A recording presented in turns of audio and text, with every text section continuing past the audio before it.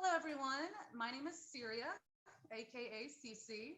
I am starting a YouTube channel discussing cults and things of that nature. Basically, I grew up in a cult. Was there for about 15 years of my life. Kind of feel like I've had two different lives now. Seems like, God, I've been out for almost 10 years, I guess. But each episode, I will have a different guest on that has come from the same cult I have, or eventually also get other guests on that have come from other cults as well. My first guest today is Troy. Hi. Very excited. We have been friends for Jesus, 20 to 30 years. 30 years. Holy hell, we're getting old. Welcome. Nice to be here. How's it going? Pretty good. Looking forward to this. I'm excited. Yeah, I'm super excited and really nervous. I'm having hot flashes and sweating. So, Yeah. um, yeah, let's just do a little toast real quick. I have a glass of wine. Cheers. Cheers. Cheers. So, kind of the cause of this, I guess is just there's a lot of people that have been coming out now more and more about cults. I think when we were growing up, it just wasn't discussed as much, and now it's been coming a lot more. Whether it's been about Scientology or Right. Nixon, I think that's how you say it, Yep. and becoming a lot more. People have been through it a lot more than we think. Mm-hmm. And the one that we came from was a little town 45 minutes south of Houston called Straightway. I guess we can just refer to it as that because it's had so many different names. Or what But we used to call it, the sender. yeah, everybody still kind of calls it that. That's just what you Yep. refer to it. Yep. But the majority of the time that we were there, it was Straightway. Yep. And a lot of crazy, we have a lot of crazy stories, interesting, funny, and tragic Yeah. as well.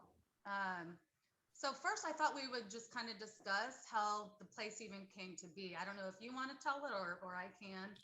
Just We can just just a riff. short, huh? Yeah, we could just riff off of each other. So um feel free to, I guess, interrupt, but I can start. I know that originally it started as a teen challenge. That's the whole reason my parents came. My Yeah. my Well, father it. had go ahead. Mhm. I was just gonna say it actually originally started like as a halfway house in Mm-hmm. Houston. Yeah. So and then it went to like Teen Challenge, right? Hmm. Well, the halfway house was part of Teen Challenge. Okay. Okay. So Yeah. yeah, so the halfway house, the small portion of it was on Westheimer Road. The house is still there. You can drive by it. It's an old white house with steps that go up to front. It's a pretty nostalgic area of Yeah. town. So yeah, that's how it started. And I mean, if you want to just go through step by step how it progressed, um, or Well, I just how thought we could just tell, like, just kind of just shortly, just because we have a lot of other stuff to get through, like how oh, you came and everything. But of course.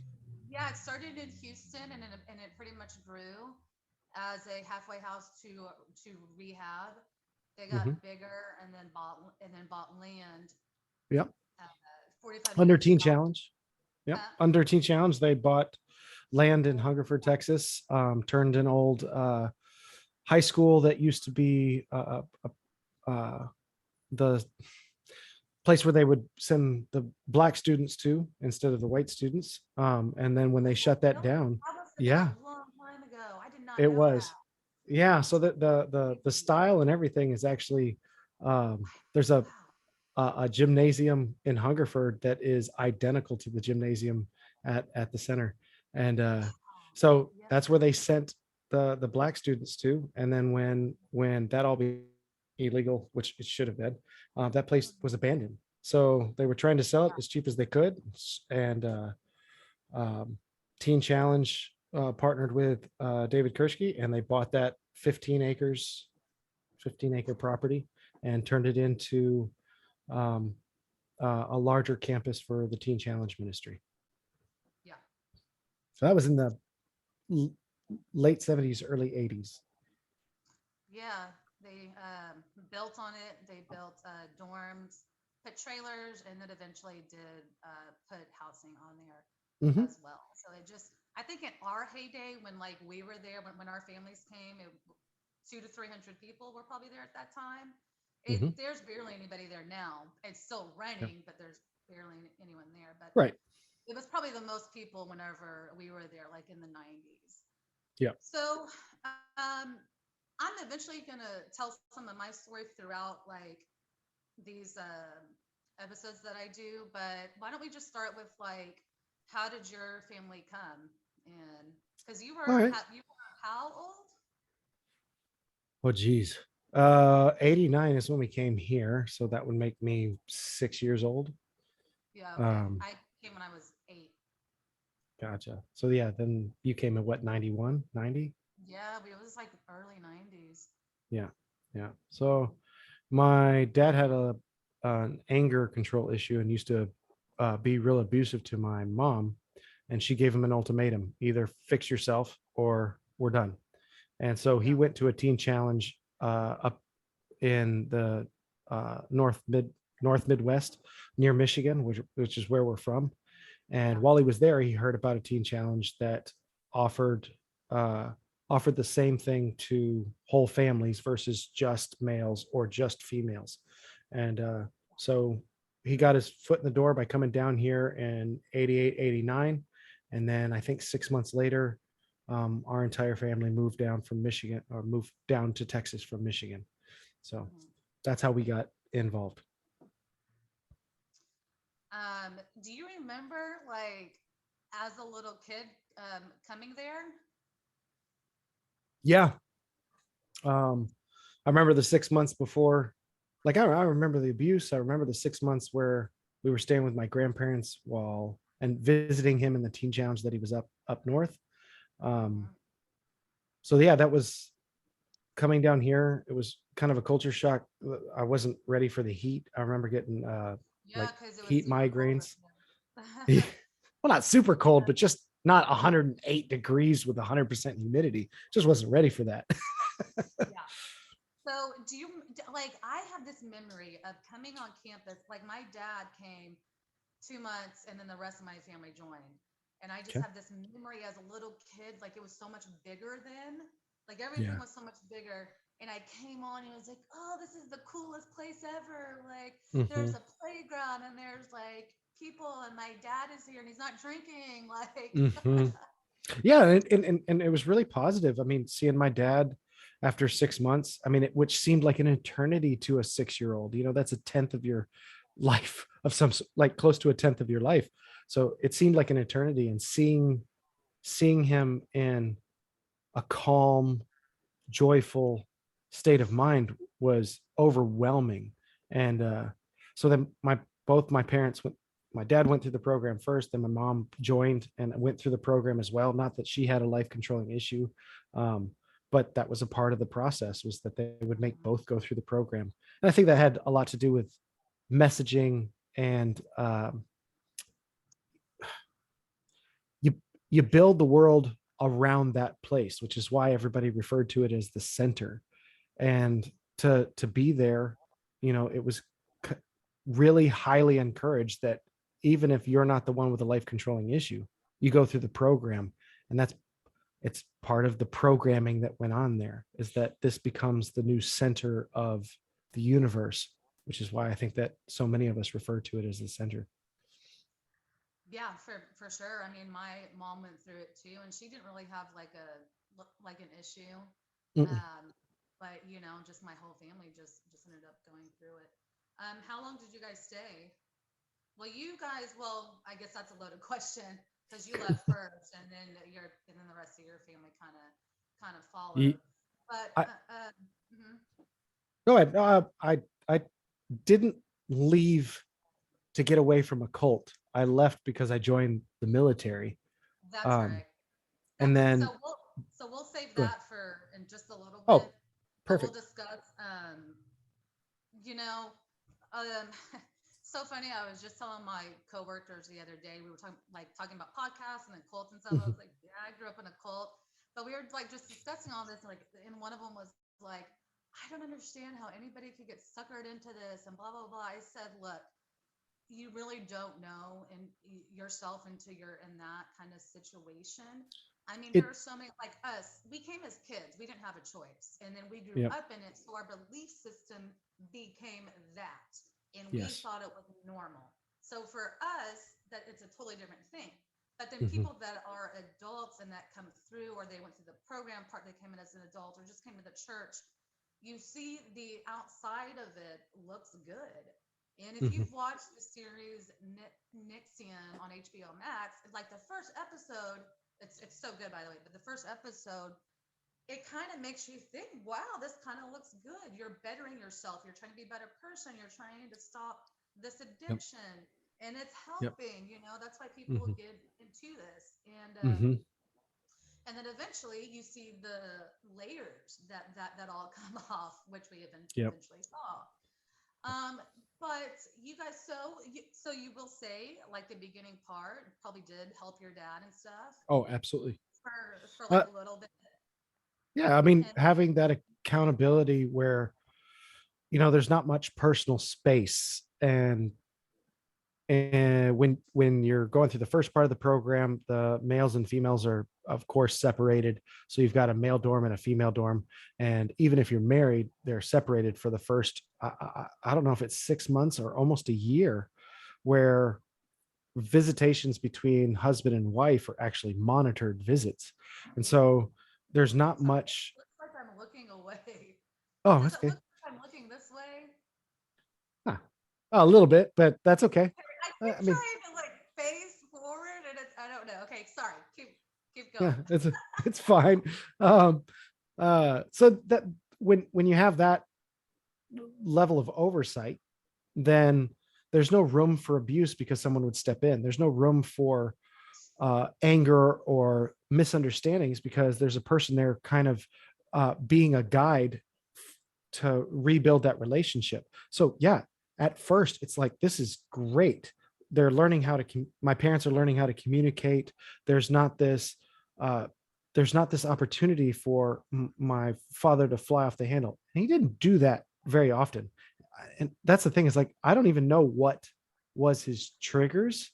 I mean, I could talk about some of the times that I suffered abuse and know what those triggers were, but I don't really know what it was for my dad.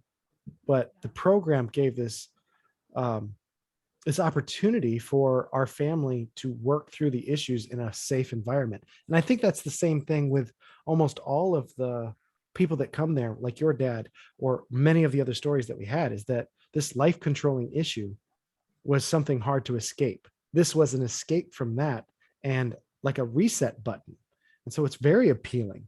And I think in a healthy way, that's why there's so many programs out there that seem to work this way.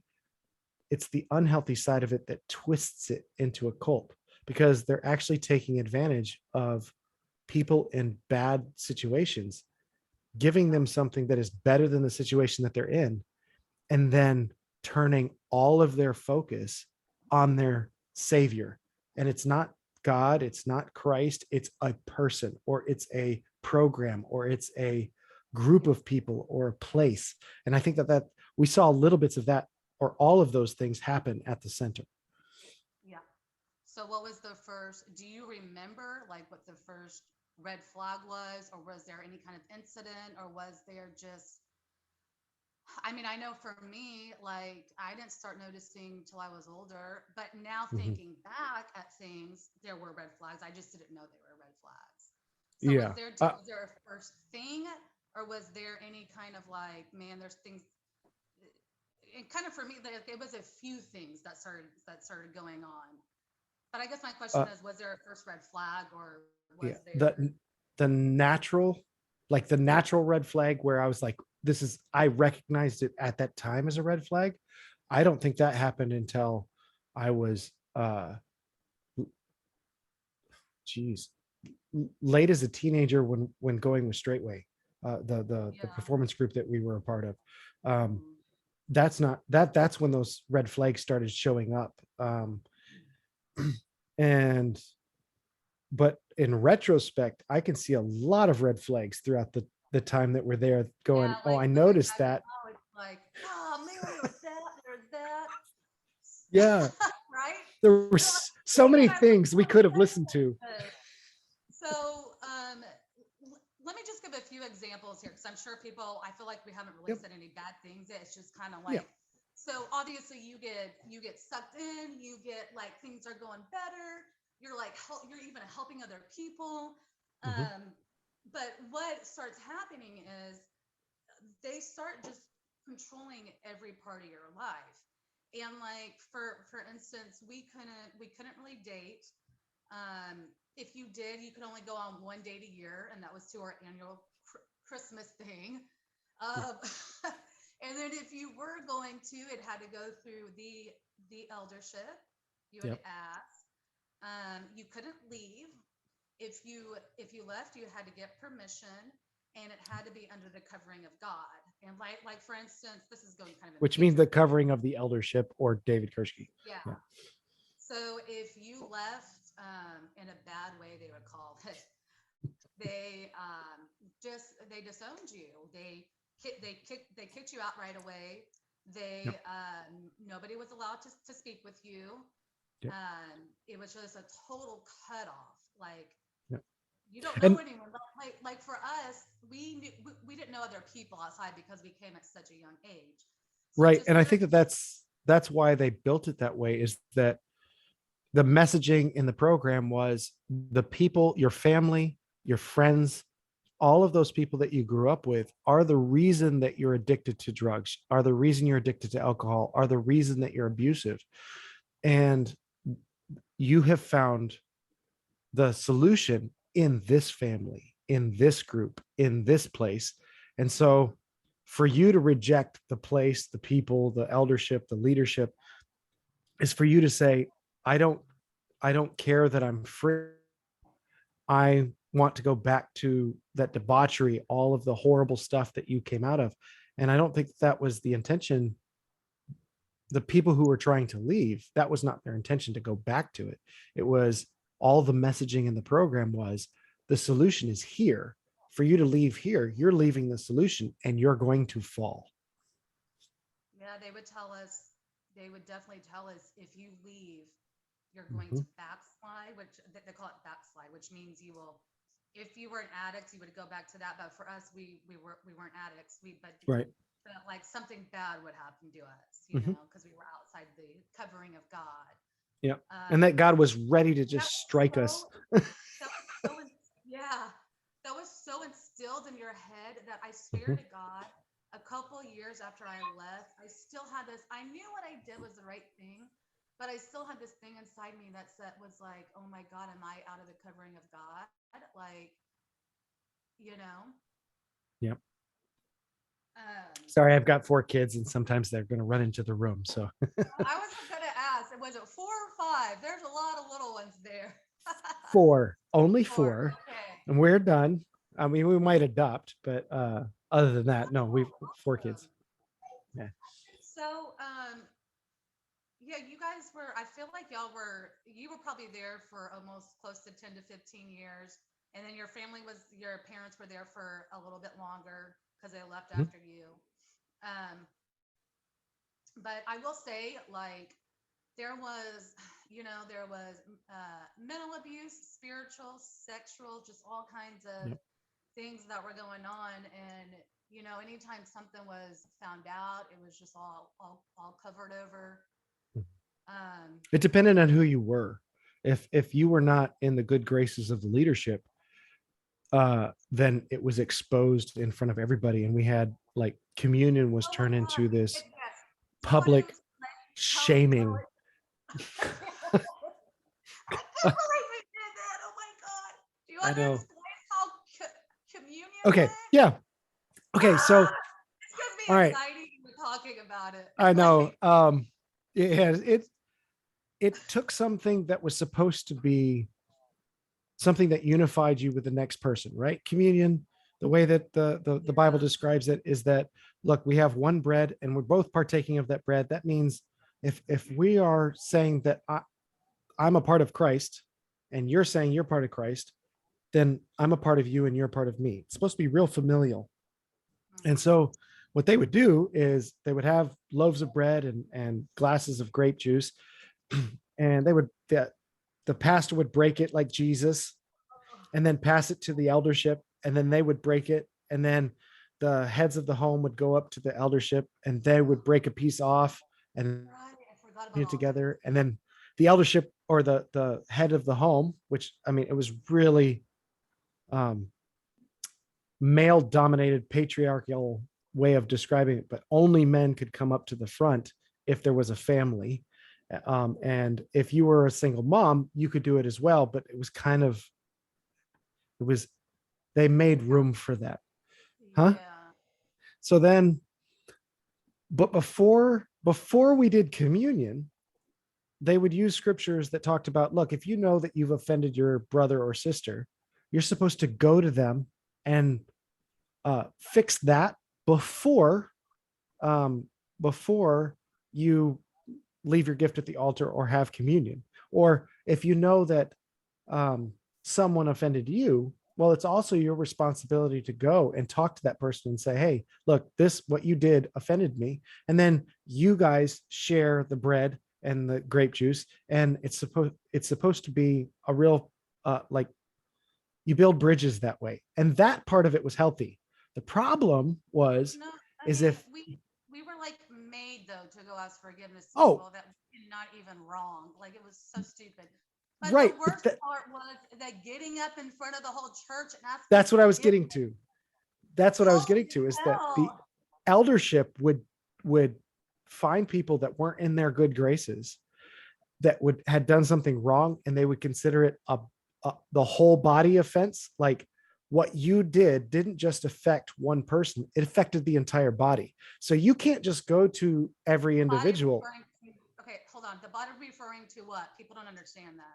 Okay, so Just because they, yeah, the church. yeah, the church, the Lifeway, Straightway, whatever you want to call it, the center, that group of people was considered the church. Everyone else was not as enlightened as we were. Every other church didn't matter, but this was the body.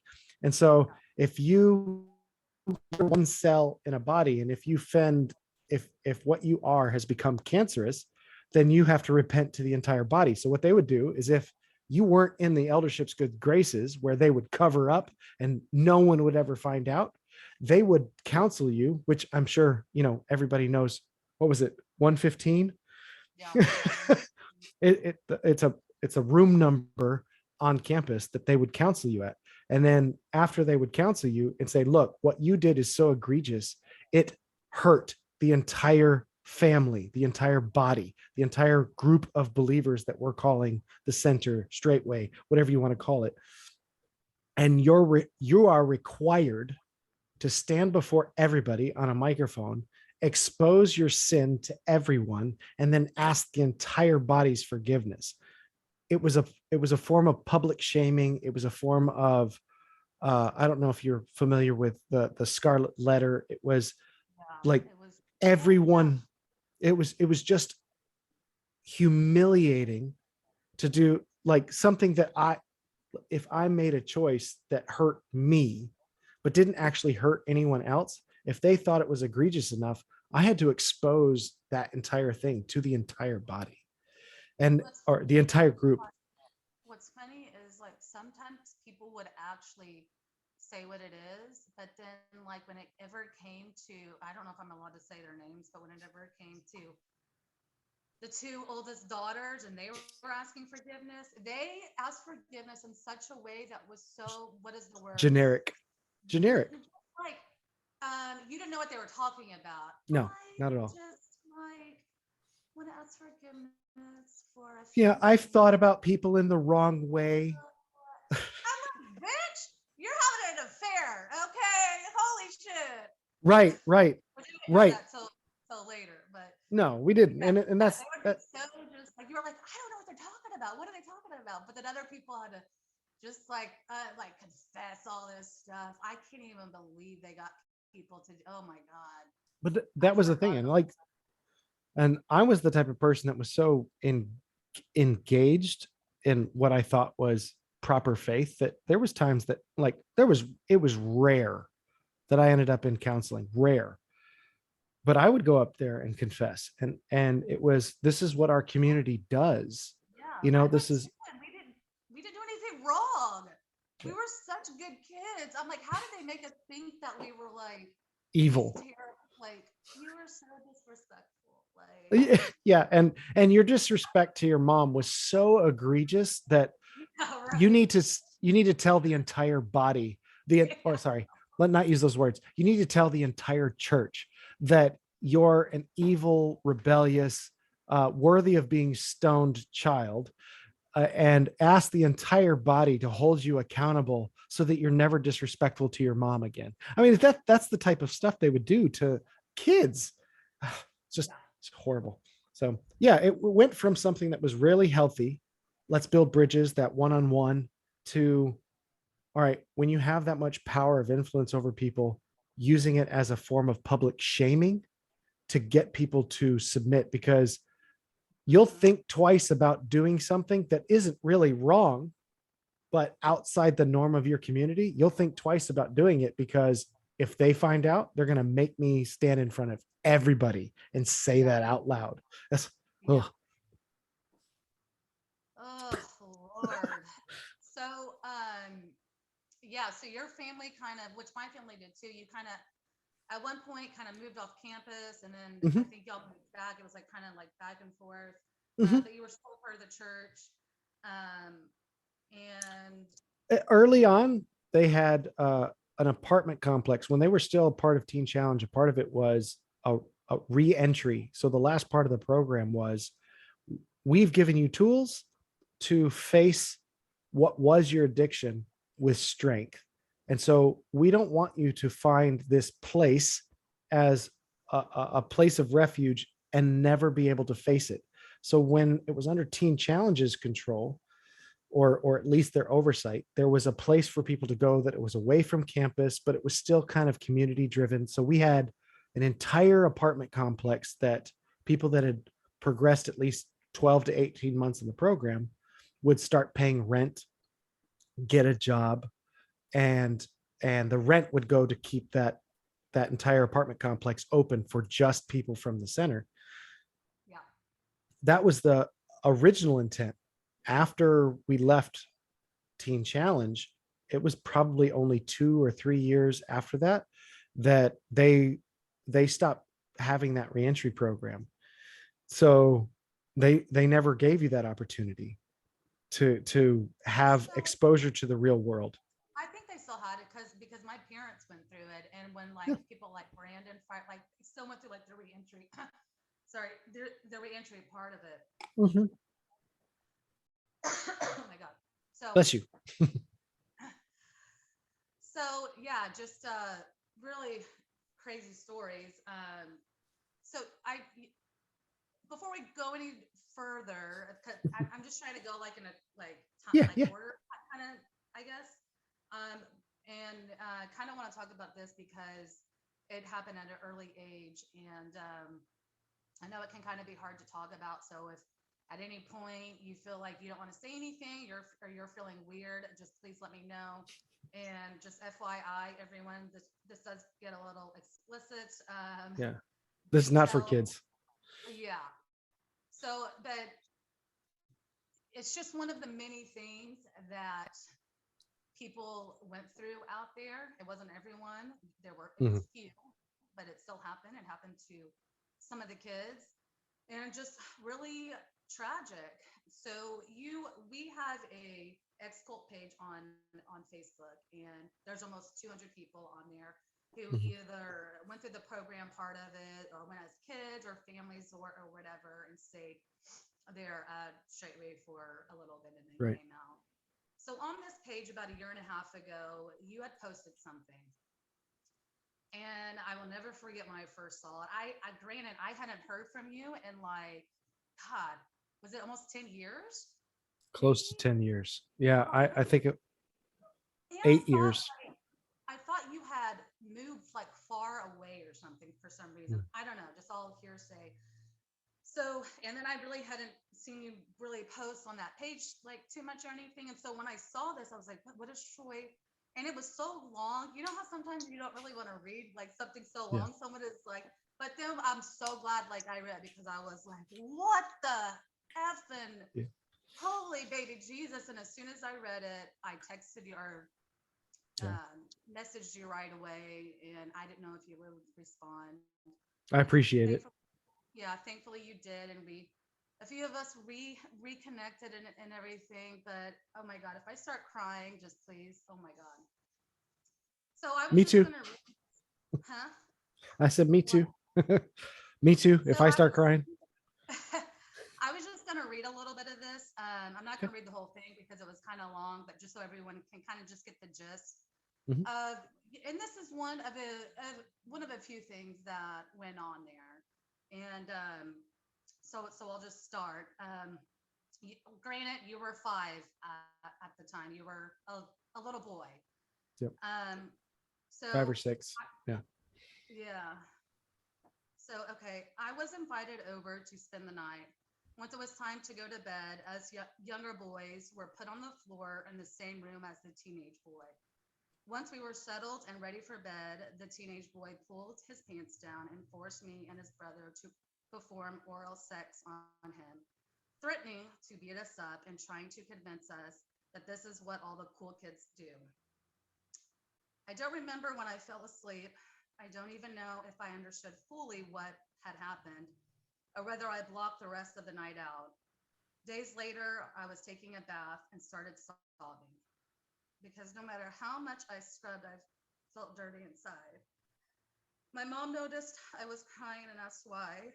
I told her I felt dirty inside from all my sin and confessed what had happened, along with every bad thing I could think of. My mom hugged me. I can't imagine what was going through her head and said she forgave me. I felt as absolved and better. I mean, I just can't even, like, you were 5 and you just knew, like, I'm going to also, like, disclose all my other sins. Like, Yeah. And it um, wasn't just that story. It was everything that I'd ever done. Cause I was just like, yeah, I felt corrupted inside. And I was like, the only thing is to just go, all right, expose it to the light. Anyways. Yeah. Keep going. yeah. So, I mean, just reading that, is that, I mean, just reading that, I mean, just hearing that, I mean, is it just, I mean, even when I started it, it's rough to read. Just what I think of is my little nephew who's 6, and I would Mhm. kill someone. I mean, like, Mhm. oh my God.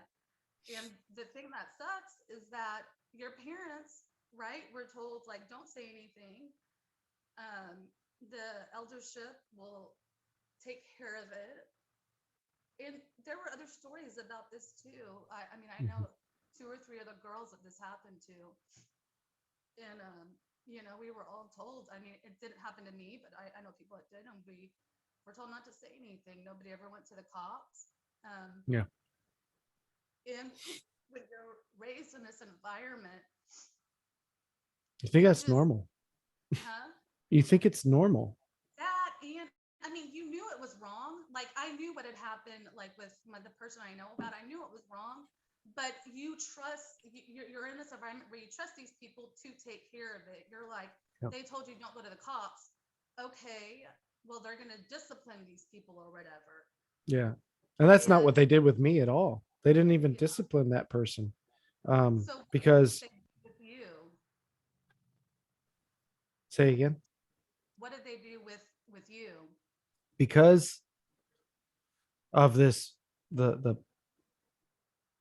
patriarchal, slightly chauvinistic perspective and dogma that they had there, because I was the one that performed the fellatio, whatever you want to And call how it, old was the teenager?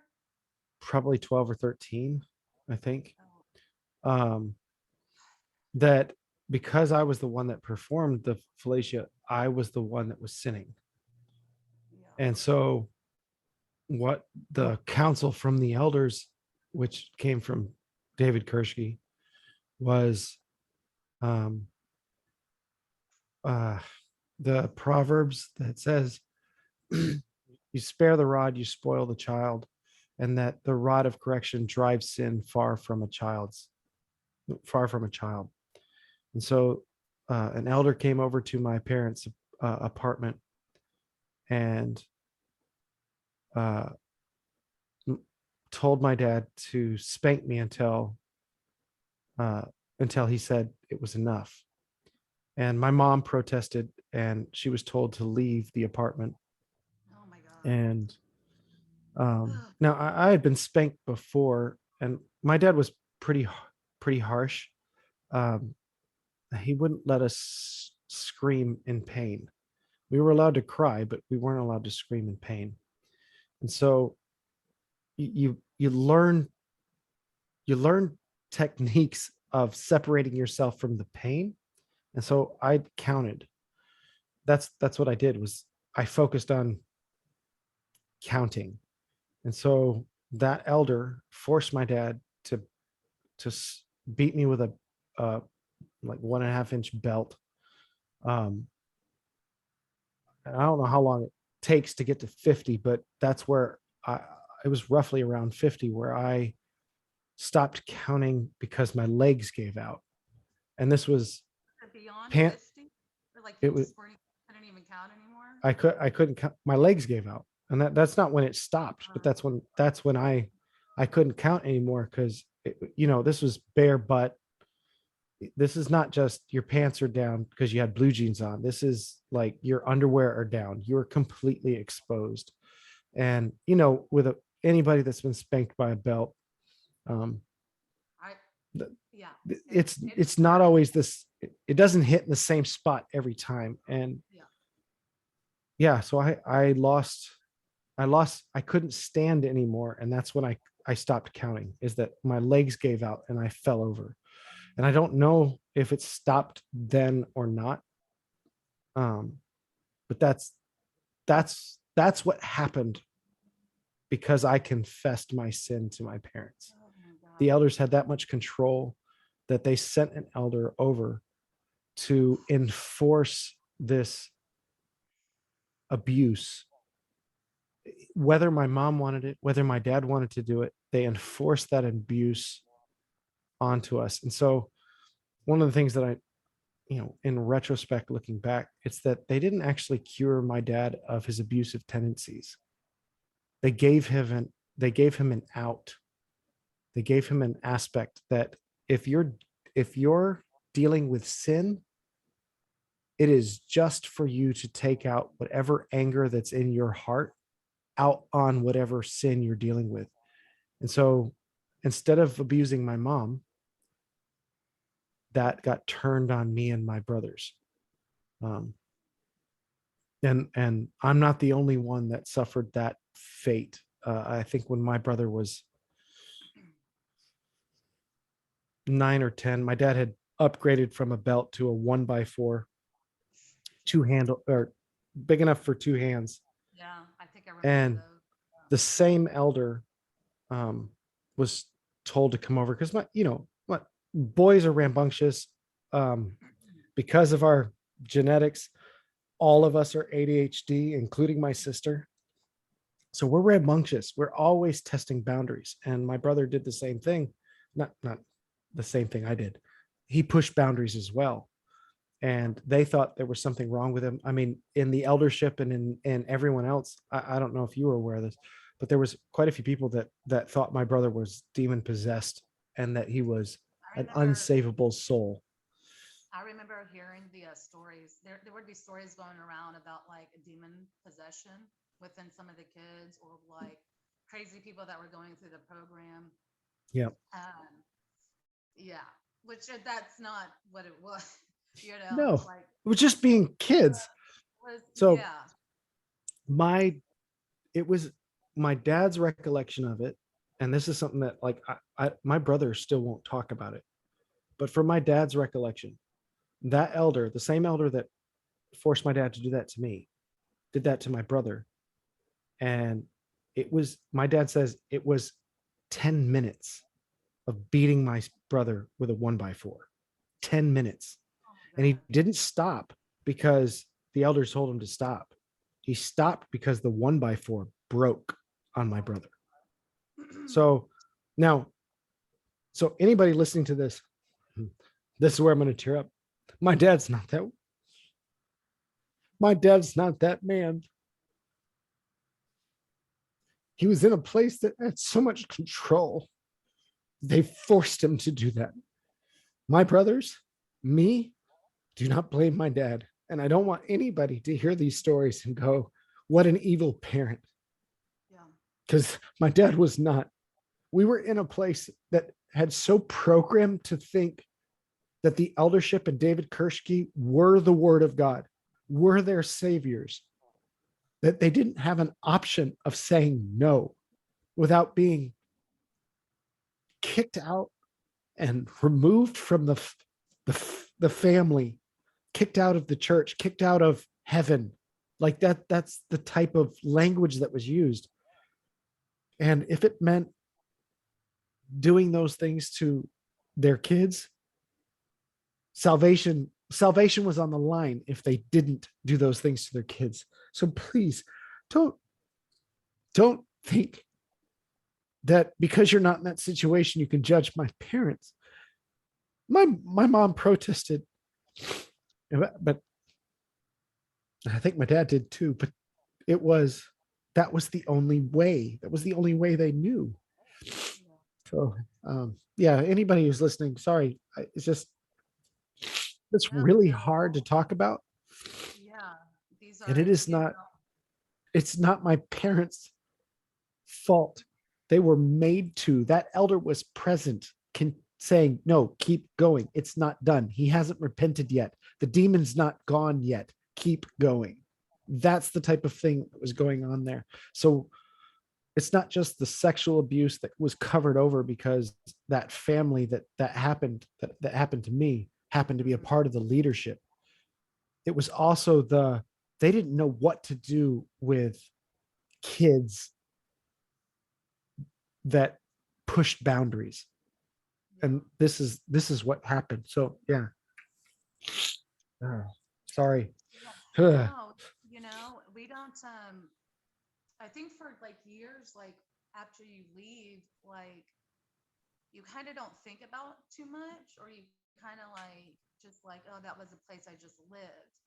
And Yeah. then as you get older, it's like things will come up in your life and it's like, why am I really upset? You don't really know why, or why am I like, and then you start telling a story and then all of a sudden you're like crying and you're like, holy crap, I forgot about that. Or I It's like, it's trauma, and it shows up in ways that you just don't expect. exactly. Yeah. I knew most of that, but I didn't know, I didn't know some of it. I didn't know that, you were spanked that many times. Did anything happen to the teenage boy? I think he was grounded for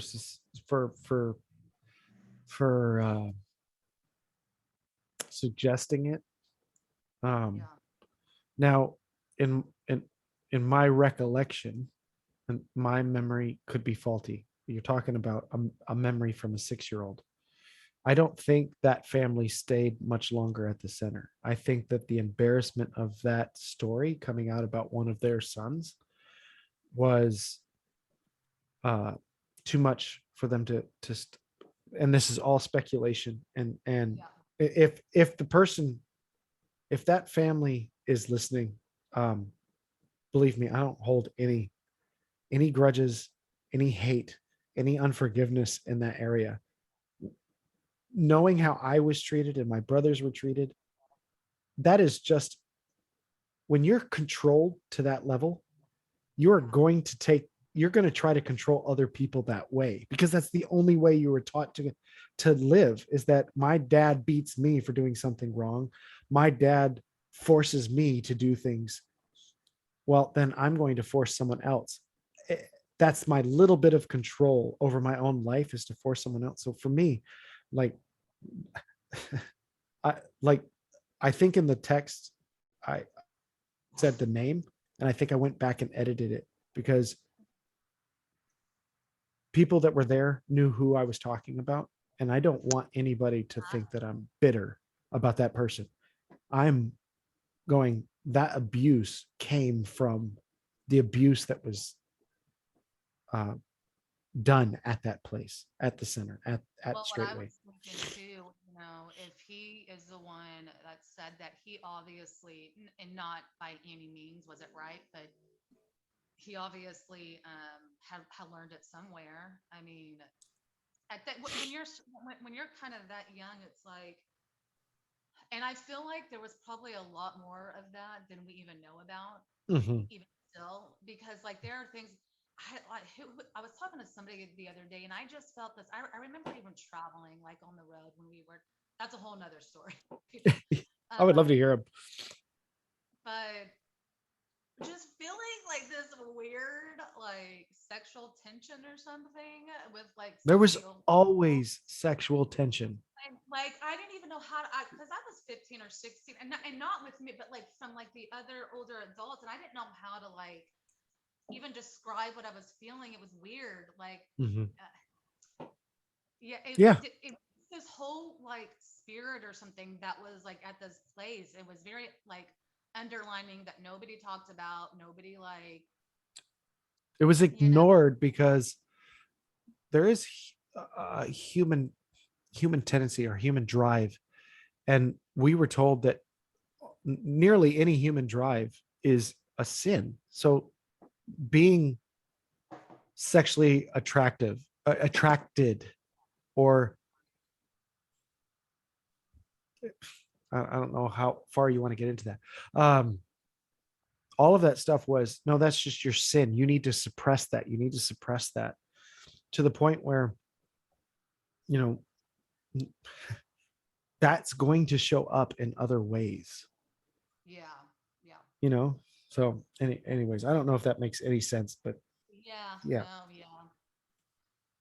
It's they had us all under such control that when they told nobody to talk to each other about we wouldn't. anything, we didn't know all that went on. We only thought that happened to one person or whatever, Mhm. to the person it happened to.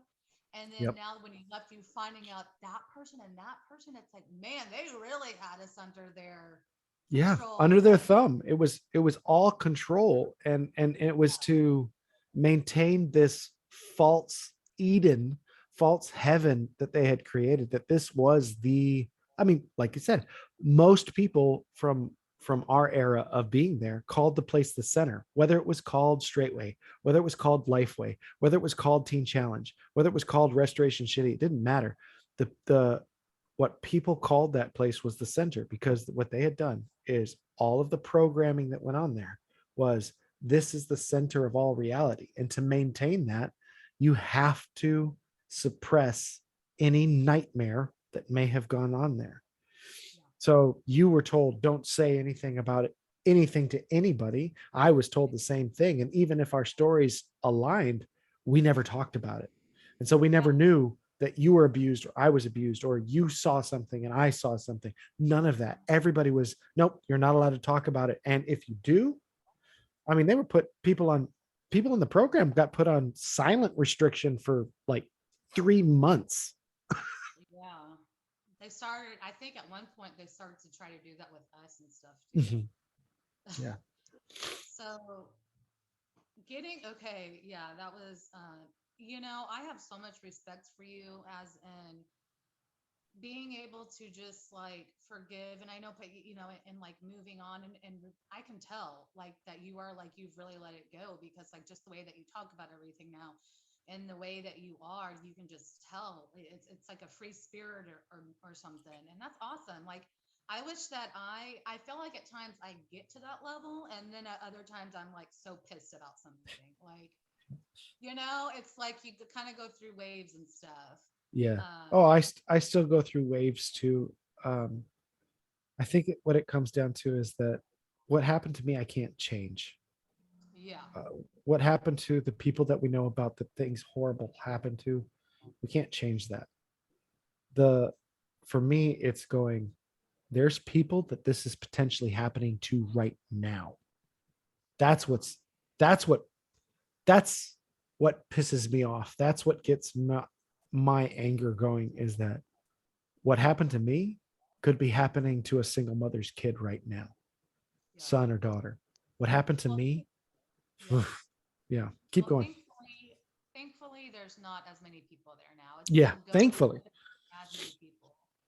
So you finally, you finally left as in way of going to the Navy. Mhm. And then, so was it when you came back that you started dating Rachel, or was that before? Before I left, Before you left, and you were okay. so Yeah. Well, I'm I, trying to remember. Like you started working at Chili's, mhm. and isn't that where y'all met? Yeah, it was actually my fifth day at Chili's. She picked up a shift and she was a corporate trainer for Chili's. She's awesome. She was a I didn't corporate know trainer that. for, I didn't know she yeah, was a corporate. yeah, she was a corporate trainer. And so my last day, which last day of training, I do everything. And then the trainer is just sitting back watching and giving me pointers at the end, right? Yeah. So she picked up a shift and it happened to be my training, the training shift. So she didn't even know she was supposed to train me.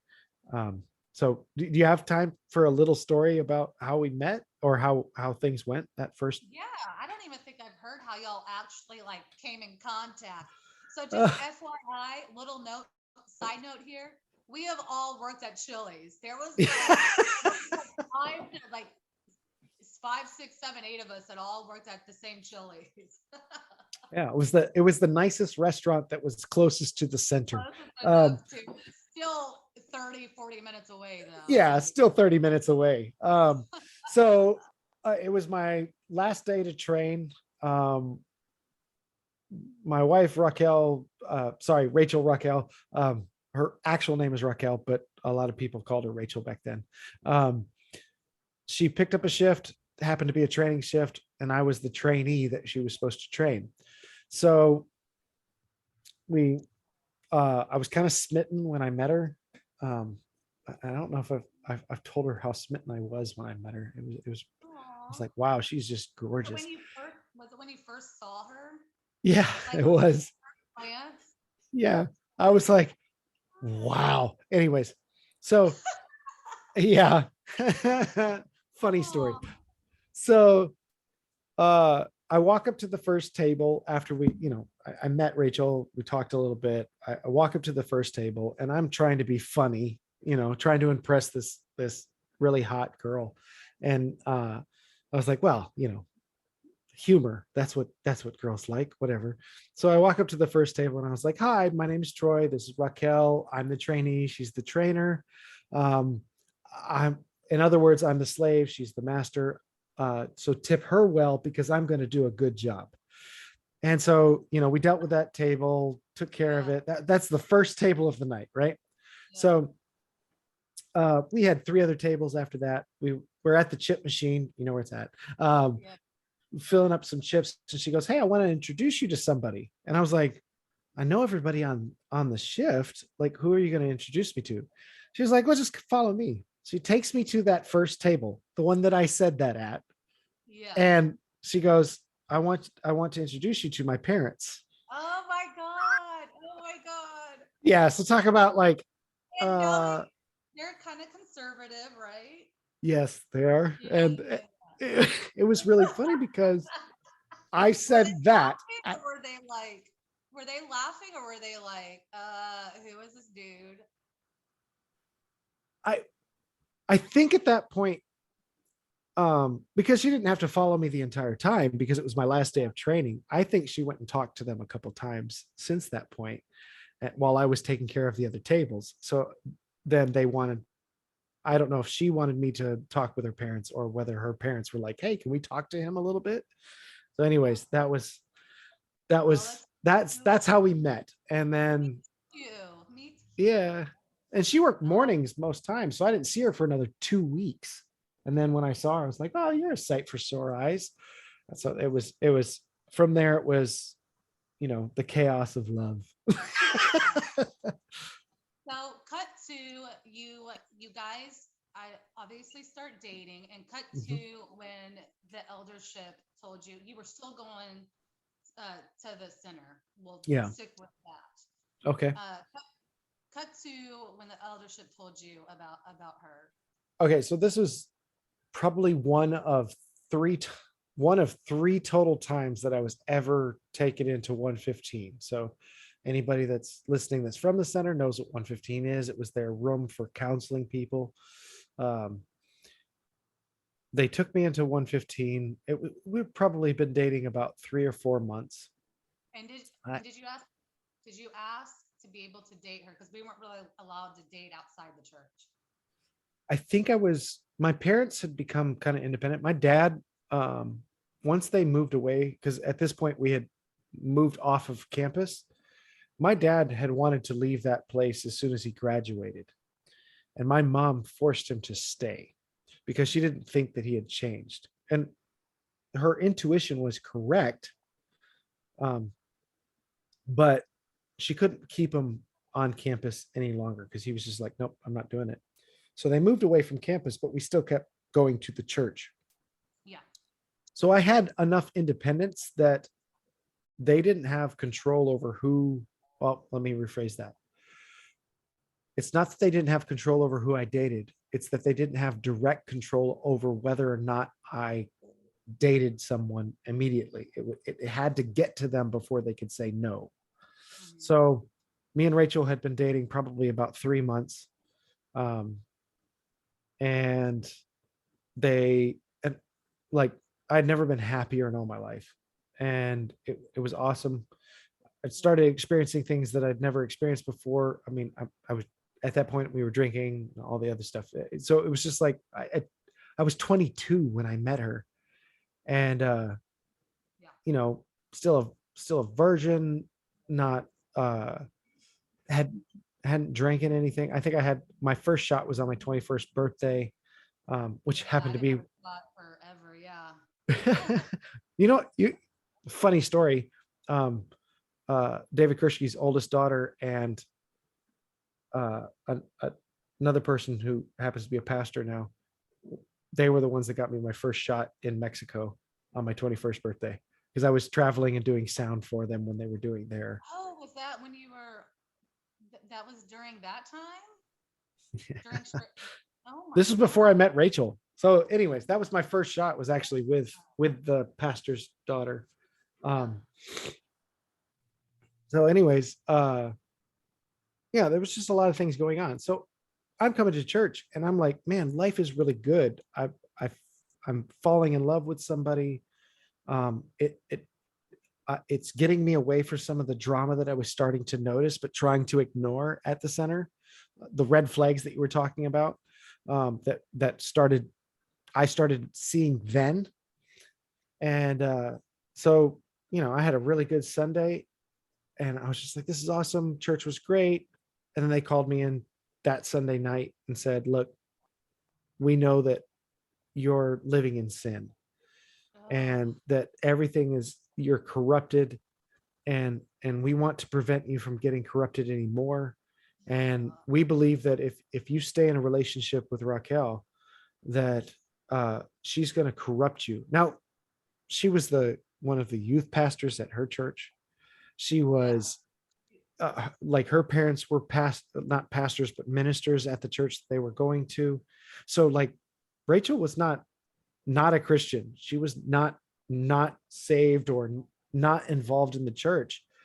She just happened to be not involved in our church. And Yeah. so they were like, she's going to corrupt you. She's going to lead you away. You're going to back. And it is the thinking. The eldership has decided that if you do not break up with her, your salvation is in question. And so it was maybe 2 days later, I wrestled with it and I broke up with her because the eldership told me to. Because they told you to. Yep. Yeah. Yep. And that put a scar in our relationship that we are still working through now. Man. It's still a sensitive scar. Like it's healed, but it's still sensitive because I was willing to betray the person that I love to be loyal to this group of elders. And so there's always the question of whether or not I'm intelligent and independent enough to make a decision that is not tied to someone else. Yeah. So that, yeah, it was really twisted. So yeah, I broke up with her. It took probably 6 months before I realized, no, it probably took me about a week to realize I royally screwed up. Like, That you effed up. You freaking yeah. effed up. Oh, I totally. I probably knew it then. I think the moment I told her was like, no, this can't be right. Like, I can't, breaking someone's heart, breaking someone's trust, breaking someone's, like, I understand if organically you just grow apart and like, okay, like this, we're not good for each other. But none of that had occurred. You know, we were communicating, we were engaged in one another's lives. Yeah. I broke her heart, and I was like, this has to be wrong. And so that from that moment forward, probably a week in, I was trying to go, look, I know I messed up. How do I fix this?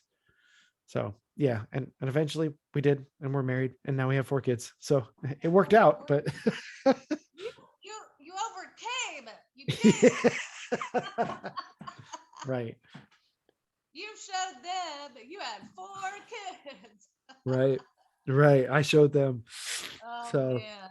No, it's just crazy. Like I vaguely remember because I worked at Chili's and you weren't there anymore, but Rachel was there, and I met Rachel.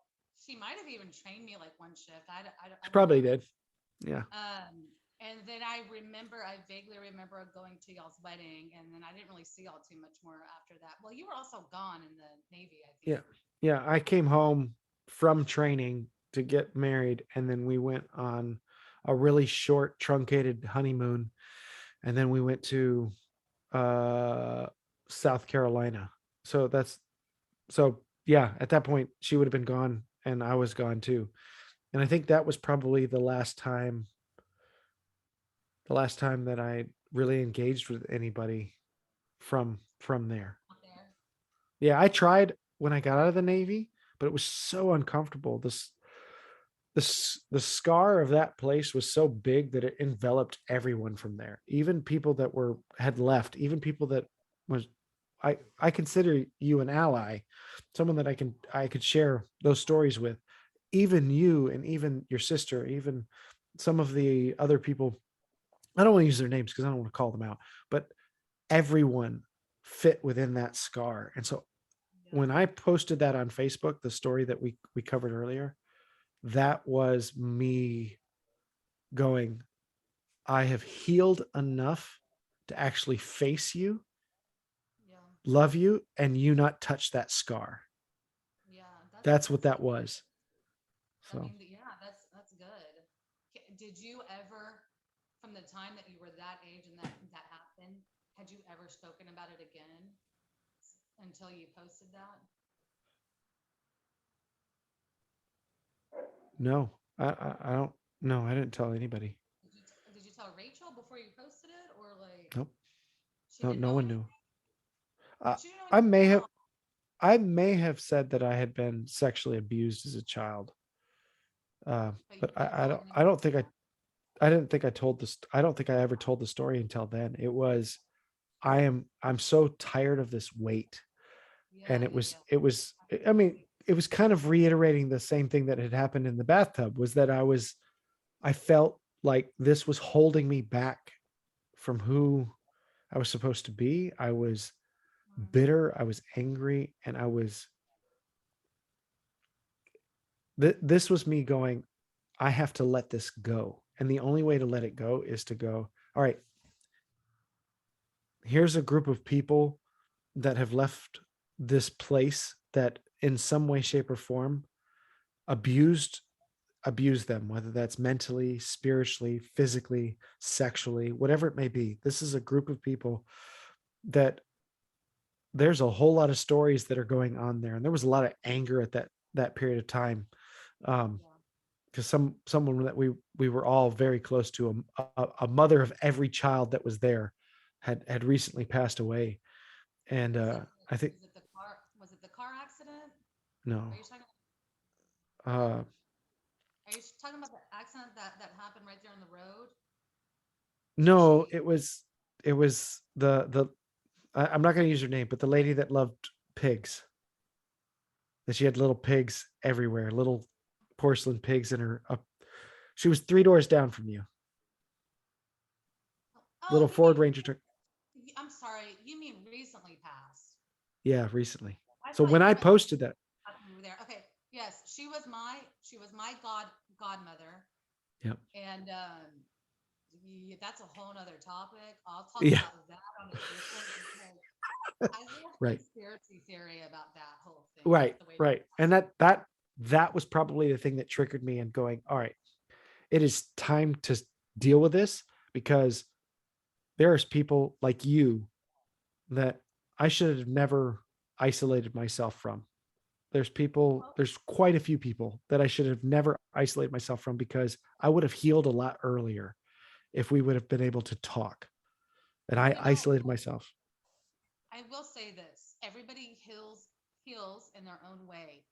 And whether you just need a time apart just from the whole thing, I get it. Mhm. Like it's a little bit different for me because I was surrounded by six girls I grew up with who we all literally went through the same thing. We all left, most of us left around the same time. So I had this group of girls that we were so connected and sisters that as soon as I left, two of them left prior to me leaving, that as soon as I left, I wanted to reach out to them immediately because Mhm. they were family.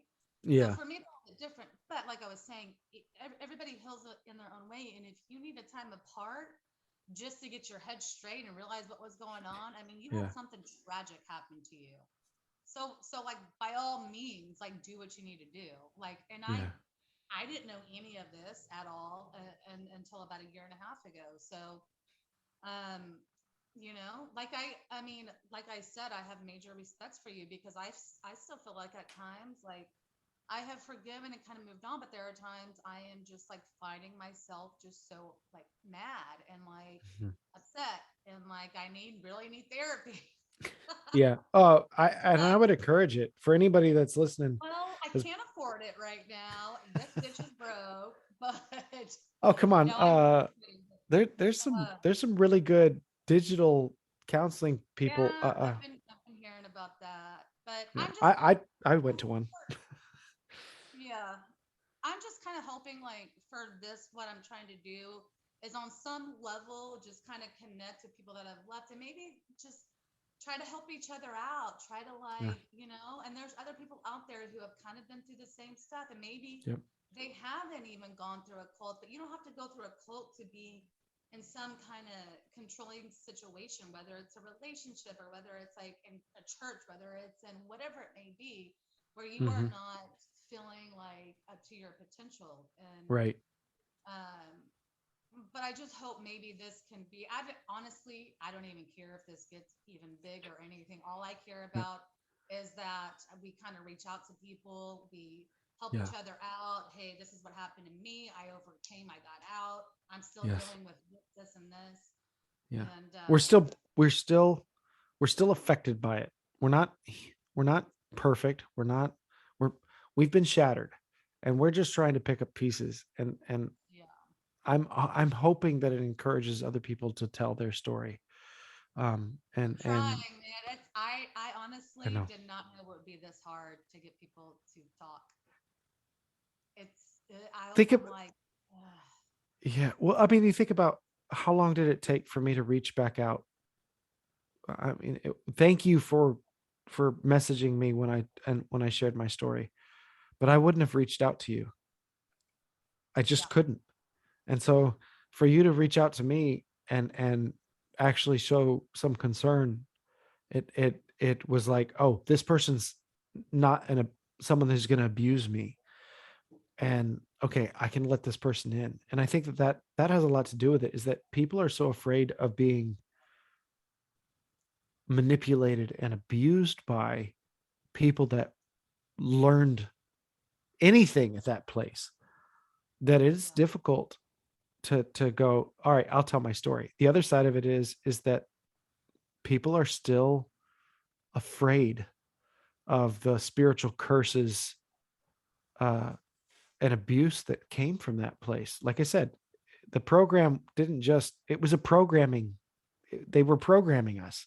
They were programming us to And I go, totally, you know, and I totally understand that some people not wanting to speak out. To, yeah, like I said, everyone heals in their own way, and maybe some yeah, people are really just still so hurt, and they just can't even get it out and don't even want to. So I right. totally get it. I understand. Yeah. But yeah. So you got out. Yep. Thank you, baby Jesus. I know that you and Rachel did. We won't get into it all, but I know that you guys had some ups and downs throughout the years. You were in the Oh, Navy. There was a absolutely. lot that happened within there, but you came back eventually. You guys had kids, and now I feel like y'all are doing pretty good. I don't know. Yeah, we're doing pretty good. We're doing pretty good. We've we're learning what it's like to be raising a preteen, and three other kids that are growing, and so it's chaotic. So that's where we're at right now. So it's hard to take the temperature of that one and go, yeah, we're doing great. Four kids, it's always chaos. So I have no idea if we're I'm doing sure great or there's we're just surviving. yeah, sure there's always a ton going on. Yeah. Oh my God. Yeah, I just I was so glad that we reconnected it and everything. It was like it just brought back so many memories of like I know there were like horrible times that we were talking about, but there were also like when we were little kids, just like running around, playing in the playground, like just like being those little kids that we just had no like idea in the world what was going on. Let's go play in the park for all hours of the night, and Oh man. Yeah. the I got a school, funny like, okay, story about that. oh my God, this is kind of funny. Remember, like the homeschooling that they tried Yeah. to start the school for a year? Yep. So so we all had to homeschool. We were not allowed to go to the public school that was 5 minutes or 10 minutes away, and probably why I'm not as smart as other people to this day. Oh, come on. I Maybe homeschooled. I no, homeschooled the entire time. So yeah. No, I did too. Holy crap.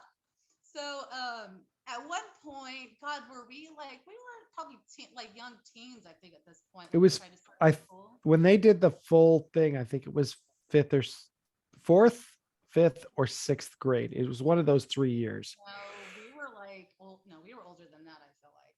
But This it had to be sixth grade. It was, so they tried to.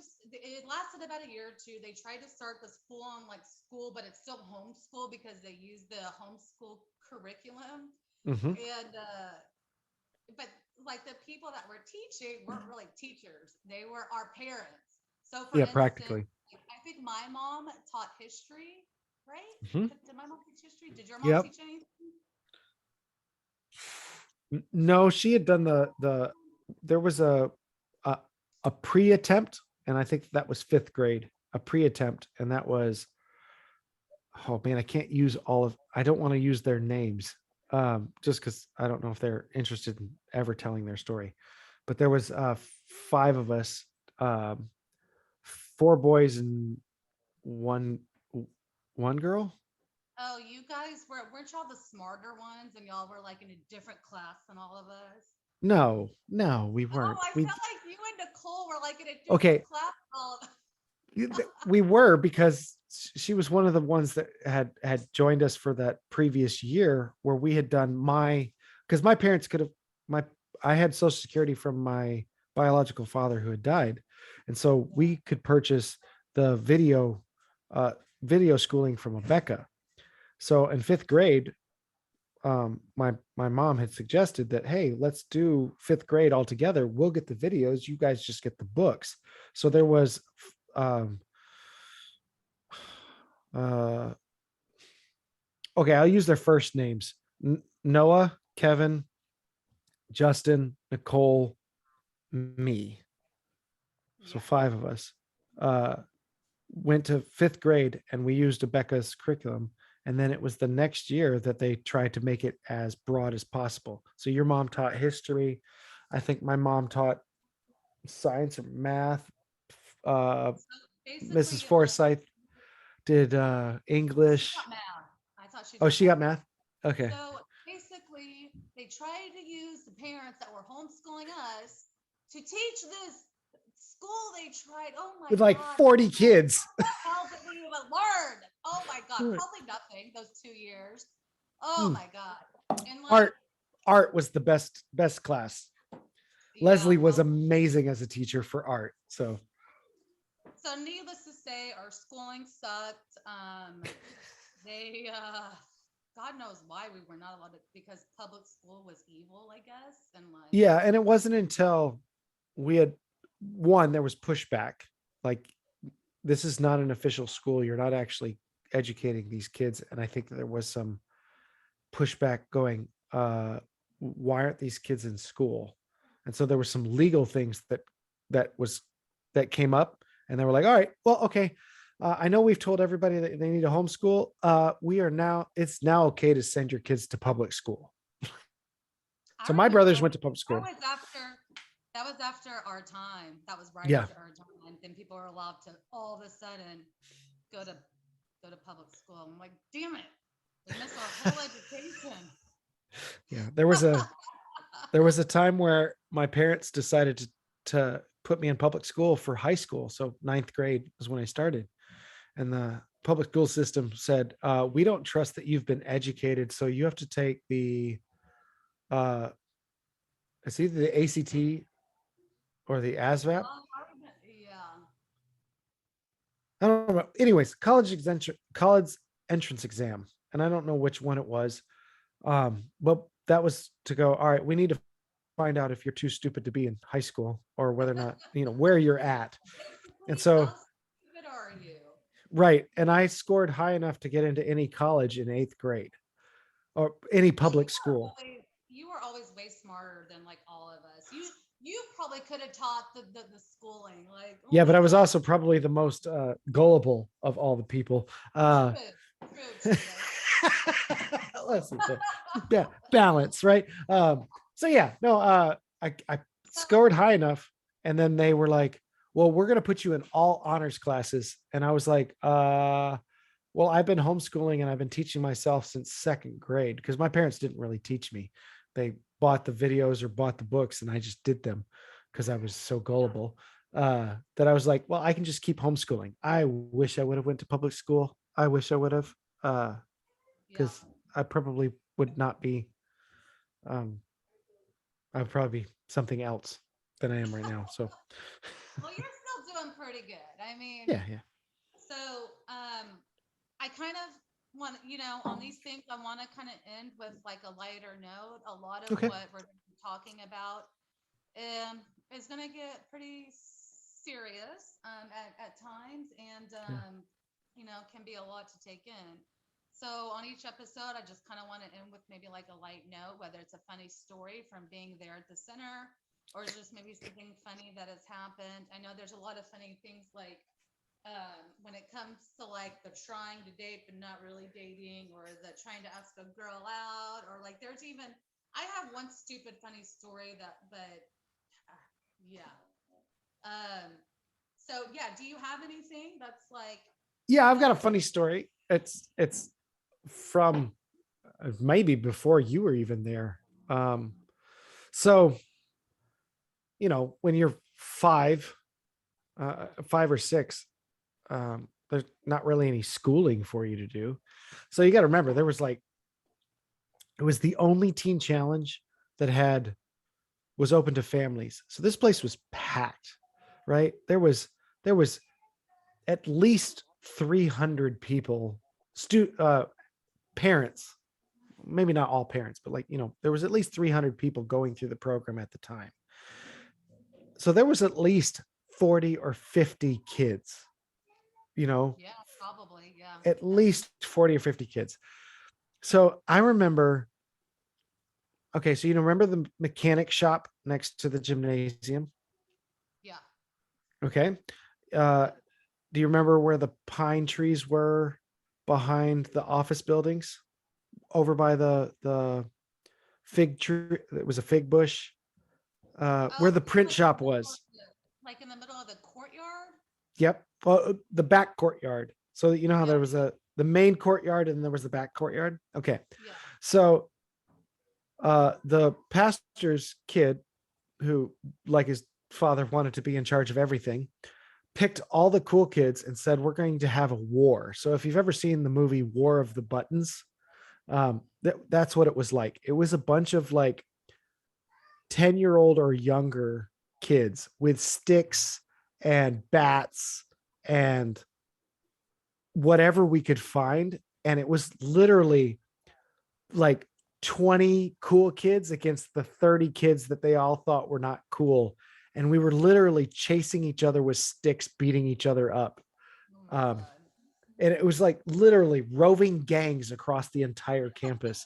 And it all came to a front in front of the mechanic shop where it was just literally like Braveheart style mash of kids' bodies just beating each other up. So yeah, that was probably when I was 6 or 7 years old. So that's my funny story. Like they didn't know what to do with kids. Yeah, we were just all running around, like doing what? But like back in the 90s, like kids were just you didn't have phones, you didn't have like video games or like like you went out, you And stay played. out till it's dark, and then Yeah. dinner time happens.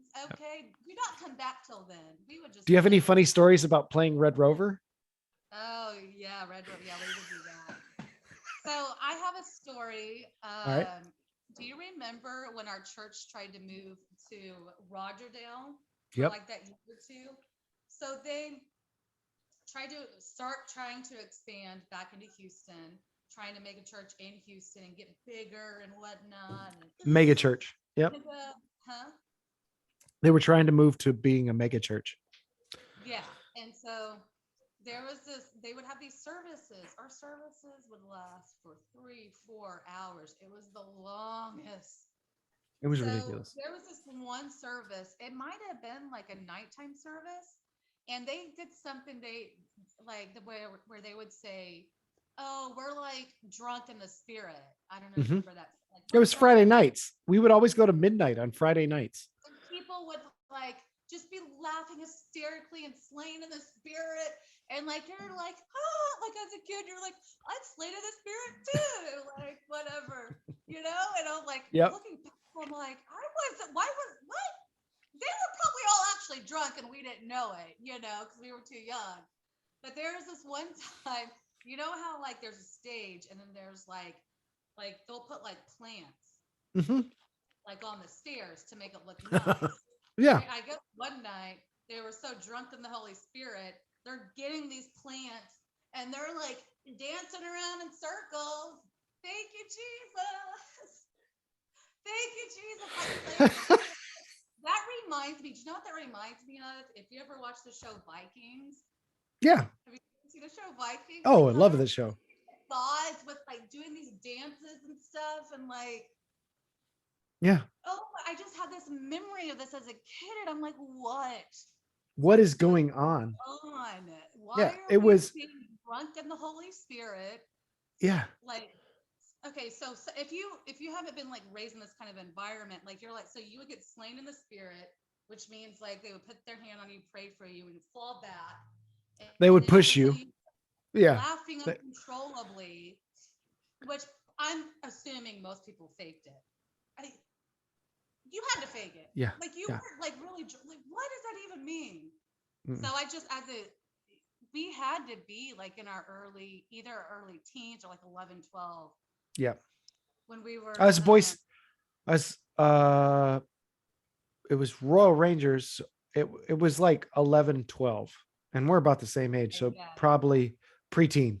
Yeah. Do you remember any of that at all? Oh Like yeah. Oh, I remember. I remember that place. I remember um, the slain in the spirit thing. And then oh my gosh, it was ridiculous. And I think that was one of those things that like um one of the focuses of the entire place was the tabernacle of David. This oh yeah. be completely ridiculous. And that story of David dancing in his underwear while the Ark of the Covenant is being brought into the Yeah. city of Jerusalem. Yeah. that was like our focus. Like, we are going to be that insane. We're going to become even more We talked undignified about than that. this. We always talked about being as insane as David was in the Bible, dancing before the Lord. Like, we need to be that Yep. carefree and like, what the? I understand What going to does church that and mean? everything, but these people are nuts. Hmm. But it was a place where, because everyone was engaged, we could all let down that guard and we could just be insane together. It was literally a seance. It Did you was say a seance? yeah, a seance where it doesn't matter if there's anything real behind it. It's that we're all doing the same thing. And whatever, Yeah, who can be the everybody, most crazy, who could be the most yeah, insane, who can everybody. be the one that's laughing the hardest, who could be the one that's spazzing out on the floor, who's like your story, who's the one that's dancing around with a pot on their head, like seriously. It's just pushing the boundaries of what are these people willing to do to make me feel like I'm in charge. That's all I think that was. Yeah, for sure. Oh my goodness. Well, I've had a great time. I'm not even sure what time we're at right now, but um, we'll have to do part two soon. I'm trying to have a few other people on Oh yes, of come course. soon. So um, it was so nice talking to you. We'll have to catch up when I'm back in Houston. Yes.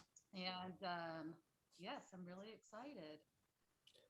Thank you for doing this. What And is I, that?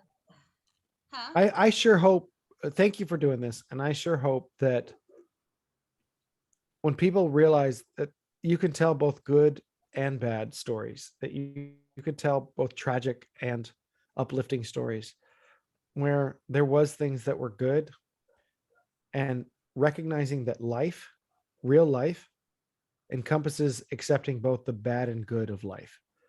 But yeah, Yeah. there was some crazy stuff that we went through as kids. There was some crazy stuff our parents put us through or went through themselves. But you know what? There were some really awesome memories, friendships. Like, most of your I closest will. friends are going to be people that went through what we went through, you know? Yeah, and I will say, as much as we went through and the tragedy and everything, I'm like the friendships, like the girl crew that I have, like the friendships that came out of that, Yeah. nobody will ever like be able to Yeah. replace that or know that. Nothing. Like I can like one of the girls I maybe haven't talked to in forever, and then I'll talk to them, and it's like just it's Picking like up no where you time left off. passed.